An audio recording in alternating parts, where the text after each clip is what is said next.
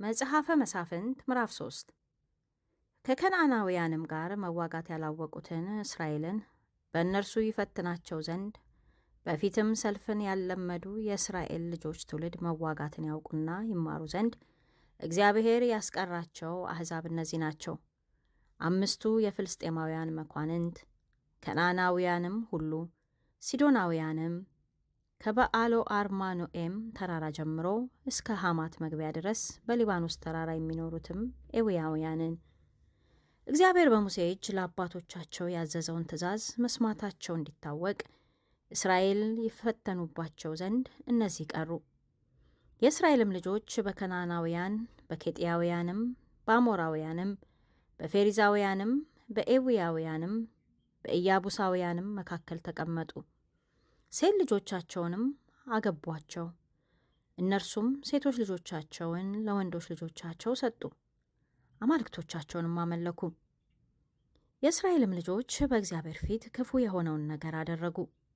አምላካቸውንም እግዚአብሔርን ረስተው ባኦሊምንና አስታሮትን አመለኩ። ስለዚህ የእግዚአብሔር ቁጣ በእስራኤል ላይ ነደደ። በመስጶጦሚያ ንጉሥ በኩሰርሰቴም እጅ አሳልፎ ሰጣቸው። የእስራኤልም ልጆች ለኩሰርሰቴም 8 ዓመት ተገዙለት። የእስራኤልም ልጆች ወደ እግዚአብሔር ጮኹ። እግዚአብሔርም የሚያድናቸውን አዳኝ የካሌብን የታናሽ ወንድሙን የቄኔዝን ልጅ ጎቶንያንን አስነሳላቸው። የእግዚአብሔርም መንፈስ በእርሱ ላይ መጣ፣ በእስራኤልም ላይ ይፈርድ ነበር። ለሰልፍ ወጣ። እግዚአብሔርም የመስጶጦሚያውን ንጉሥ ኩሰርሰቴምን በእጁ አሳልፎ ሰጠው። እጁም በኩሰርሰቴም ላይ አሸነፈች። ምድሪቱም 40 ዓመት አረፈች። የቄኔዝም ልጅ ጎቶንያን ሞተ። የእስራኤልም ልጆች በእግዚአብሔር ፊት እንደገና ክፉ ሥራ ሰሩ፣ በእግዚአብሔርም ፊት ክፉ ሥራ ሰሩ። እግዚአብሔር የሞዓብን ንጉሥ ኤግሎምን በእስራኤል ላይ አበረታባቸው። የአሞን ልጆችና አማሌቅን ወደ እርሱ ሰበሰበ። ሄዶም እስራኤልን መታ፣ ዘንባባም ያለባትን ከተማ ያዟት። የእስራኤልም ልጆች ለሞዓብ ንጉሥ ለኤግሎም 18 ዓመት ተገዙለት። የእስራኤልም ልጆች ወደ እግዚአብሔር ጮኹ። እግዚአብሔርም ብንያማዊውን የጌራን ልጅ ናኦድን ግራኙን ሰው አዳኝ አስነሳላቸው። የእስራኤልም ልጆች በእርሱ እጅ ወደ ሞዓብ ንጉሥ ወደ ኤግሎም ግብር ላኩ። ናኦድም 2 አፍ ያለው ርዝመቱ 1 ክንድ የሆነ ሰይፍ አበጀ። ከልብሱም በታች በቀኝ ጭኑ በኩል አደረገው። ለሞዓብም ንጉሥ ለኤግሎም ግብሩን አቀረበ።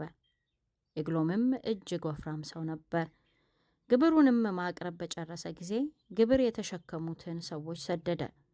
ናኦድ ግን በጌልጌላ ከነበሩት ትክል ድንጋዮች ዘንድ ተመልሶ ንጉሥ ሆይ የምስጢር ነገር አለኝ አለ። ንጉሡም ዝም በል አለ። በዙሪያውም የቆሙት ሁሉ ወጡ። ናኦድም ወደ እርሱ ቀረበ። እርሱም በሰገነት ቤት ለብቻው ተቀምጦ ነበር። ናኦድም የእግዚአብሔር መልእክት ላንተ አለኝ አለ። ከዙፋኑም ተነሳ። ናኦድም ግራ እጁን ዘርግቶ ከቀኝ ጭኑ ሰይፉን ወሰደ፣ ሆዱንም ወጋው። የሰይፉም እጀታው ደግሞ ከስለቱ በኋላ ገባ፣ ስቡም ስለቱን ከደነው። ሰይፉንም ከሆዱ መልሶ አላወጣውም፣ በኋላውም ወጣ። ናኦድም ወደ ደርቡ ወጣ፣ የሰገነቱንም ደጅ ዘግቶ ቆለፈው። ናኦድም ከሄደ በኋላ ባሪያዎቹ መጡ። የሰገነቱም ደጅ ተቆልፎ ባዩ ጊዜ ምናልባት በሰገነቱ ውስጥ ወገቡን ይሞክር ይሆናል አሉ። እስኪያፍሩም ድረስ እጅግ ዘገዩ። የሰገነቱም ደጅ እንዳልተከፈተ ባዩ ጊዜ መክፈቻውን ወስደው ከፈቱ። እነሆም ጌታቸው በምድር ወድቆ ሞቶም አገኙት። በዘገዩበትም ጊዜያት ናኦድ ሸሸ፣ ትክል ድንጋዮቹንም አለፈ፣ ወደ ሴርዮታም አመለጠ። በመጣም ጊዜ በተራራው በኤፍሬም አገር ቀንደ መለከት ነፋ። የእስራኤልም ልጆች ከእርሱ ጋር ከተራራማው አገር ወረዱ። እርሱም በፊታቸው ሄደ። እርሱም እግዚአብሔር ጠላቶቻችሁን ሞዓባውያንን በእጃችሁ አሳልፎ ሰጥቷልና ተከተሉኝ አላቸው። ተከትለውትም ወረዱ። ወደ ሞዓብም የሚያሻግረውን የዮርዳኖስን መሻገሪያ ያዙ። ማንም ማንንም አላሳለፉም። የዚያን ጊዜም ከሞዓብ 10,000 የሚያህሉትን ጎልማሶችና ጽኑዓንን ሁሉ መቱ፣ አንድ እንኳን አላመለጠም።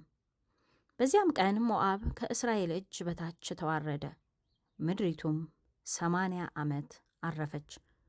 ከእርሱም በኋላ የአናት ልጅ ሰሜጋር ተነሳ፣ ከፍልስጤማውያንም 600 ሰው በበሬ መውጊያ ገደለ። እርሱም ደግሞ እስራኤልን አዳነ።